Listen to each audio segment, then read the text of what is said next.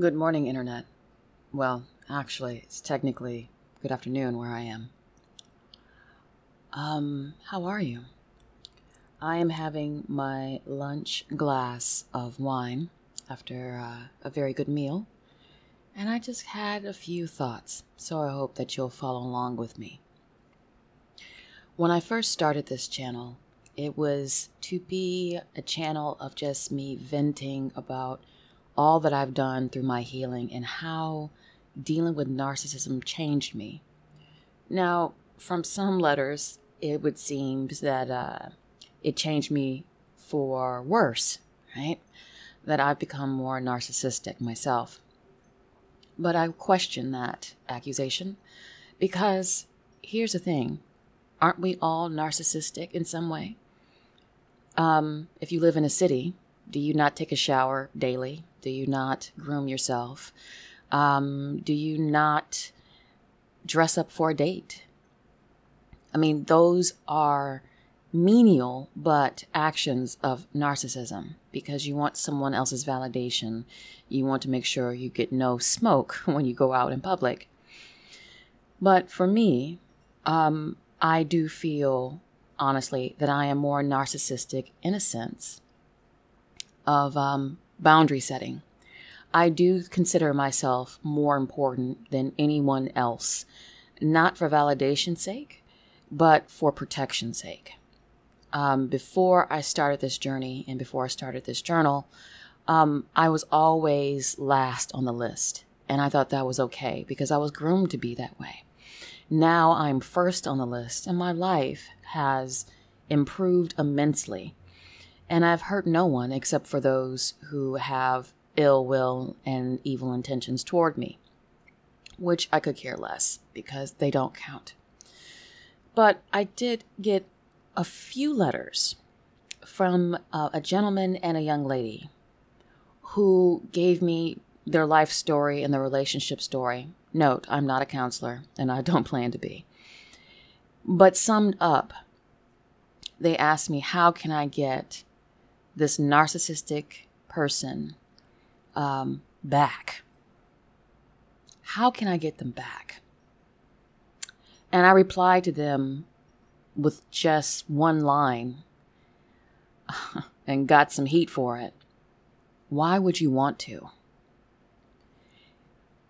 Let me ask you this, Internet, and maybe you can educate me more so than I can educate you.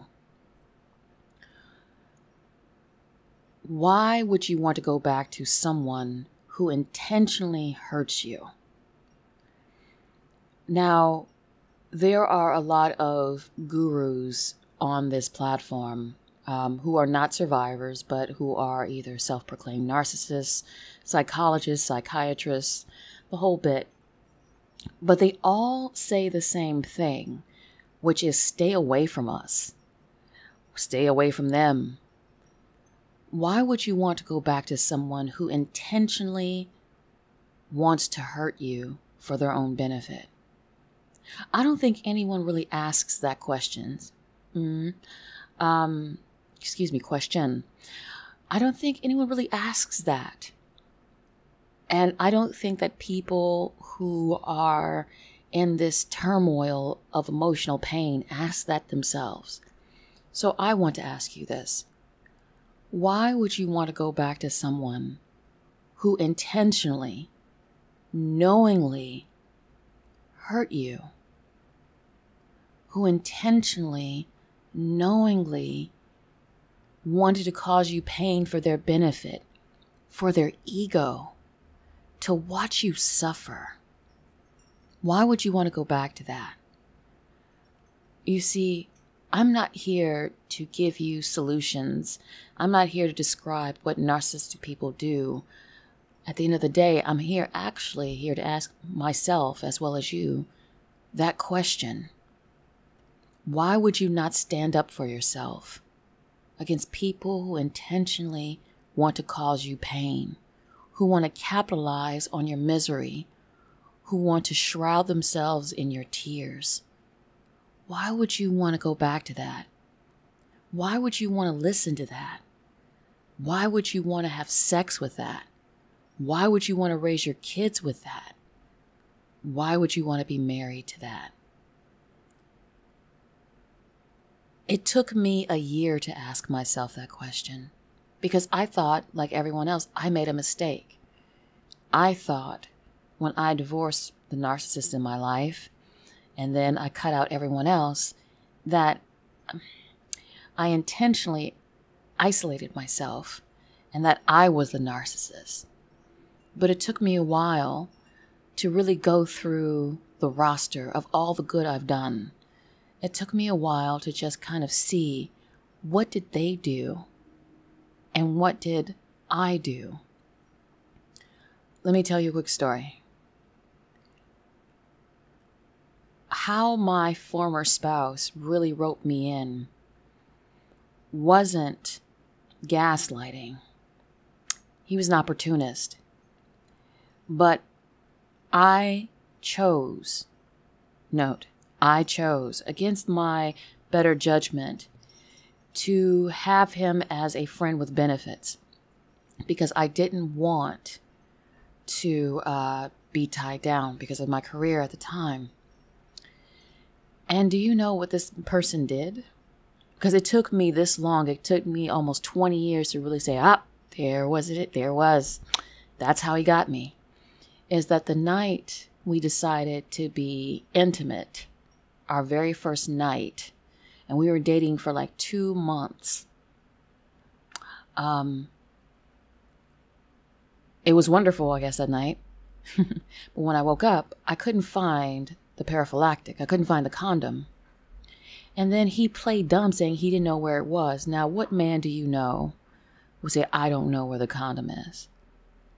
And then I found out that I was kind of stuck because the condom was still in me with everything else.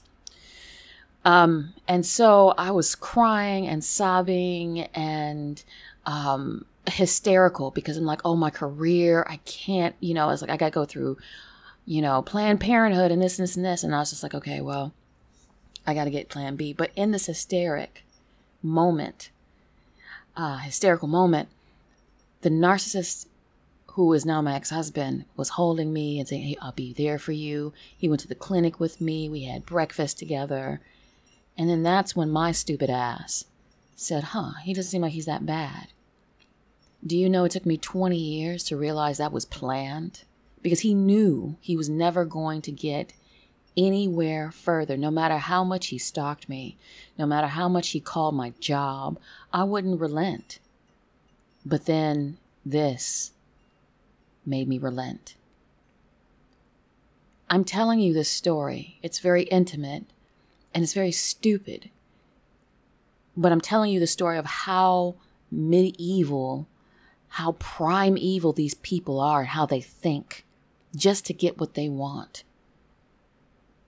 Because, at least for me, this person knew that I wasn't going to go any further with him because of, I didn't think he was worth a relationship. But it took me having a pregnancy scare for him to get his way. He would never admit that. But it took me 20 years to realize that I was trapped. It was planned. So, internet, be you male, female, or in between, be you a he, she, or they, please remember to ask yourself that question. Why would I want to go back to someone who intentionally wants to cause me pain for their benefit?